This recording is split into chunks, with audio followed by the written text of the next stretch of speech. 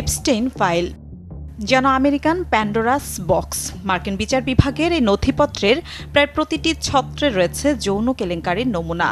Internal mail, হাতে লেখা চিঠি থেকে ফ্লাইট লগ, সবকিছুই এক একটি কেলেঙ্কারির সাক্ষী। ক্ষমতা আসার পর থেকেই এই ফাইলগুলো প্রকাশের দাবিতে ডোনাল্ড ট্রাম্প প্রশাসনের ওপর ব্যাপক চাপ তৈরি হচ্ছিল। এমনকি খোদ রিপাবলিকান পার্টির ভেতর থেকেও স্বচ্ছতার দাবি ওঠে। দীর্ঘ সময় এসব গোপন নথি প্রকাশের বিরোধিতা করার পর অবশেষে সুর নরম করেন প্রেসিডেন্ট ট্রাম্প। 2025 সালের নভেম্বরে এপস্টেইন ফাইলস ট্রান্সপারেন্সি অ্যাক্টে সম্মতি দেন তিনি, যাতে শতাধিকবার উঠে আসে নিজের নামই। ওই নথিপত্রের সাথে ট্রাম্পের নাম জড়ানোর মূল কারণ হল সামাজিক যোগাযোগ মাধ্যমে ছড়িয়ে পড়া বিভিন্ন তথ্য ও ব্যক্তিগত যোগাযোগ। উঠে আসে সাবেক মার্কিন president Bill Clinton, Stephen Hawking থেকে মাইকেল জ্যাকসন পর্যন্ত বিশ্বের প্রভাবশালী সব ব্যক্তির নামও। হিরন আরও মিনারেল ওয়াটার মাত্র 50 পয়সায় প্রতি লিটার।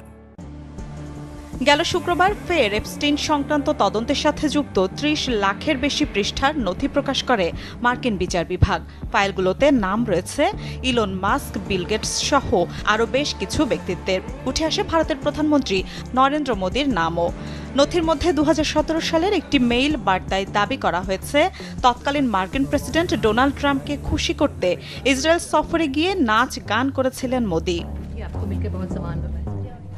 2017 সালের জুলাই মাসে মোদী যখন প্রথম ভারতীয় প্রধানমন্ত্রী হিসেবে ইসরায়েল সফর করেন, তার ঠিক কয়েক সপ্তাহ আগেই ওয়াশিংটনে ট্রাম্পের সাথে তার দ্বিপাক্ষিক বৈঠক অনুষ্ঠিত হয়েছিল। এপস্টেইনের দাবি অনুযায়ী মোদীর সেই ঐতিহাসিক ইসরায়েল সফর ছিল মূলত ট্রাম্পের কৌশলগত লক্ষ্য পূরণের একটি অংশ। এ ঘটনায় তোলপাড় শুরু হয়েছে ভারতের জাতীয় রাজনীতিতে।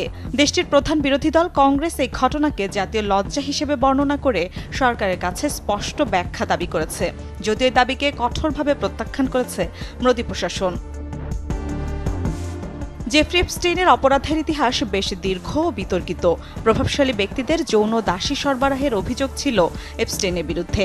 অভিযোগ আছে এপস্টেইনের পিডো দ্বীপের বিলাসবহুল প্রাসাদে চলত অবৈধ কার্যকলাপ। নাবালিকা এমনকি শিশুদের দিয়ে চালানো হতো যৌন কাজ। 2019 সালে নিউ ইয়র্কের একটি কারাগারে তাকে মৃত অবস্থায় পাওয়া যায়। এ মৃত্যু আত্মহত্যা না খুন তা নিয়ে বিতর্ক রয়েছে এখনও। মিলা খন্দকার, চ্যানেল 24।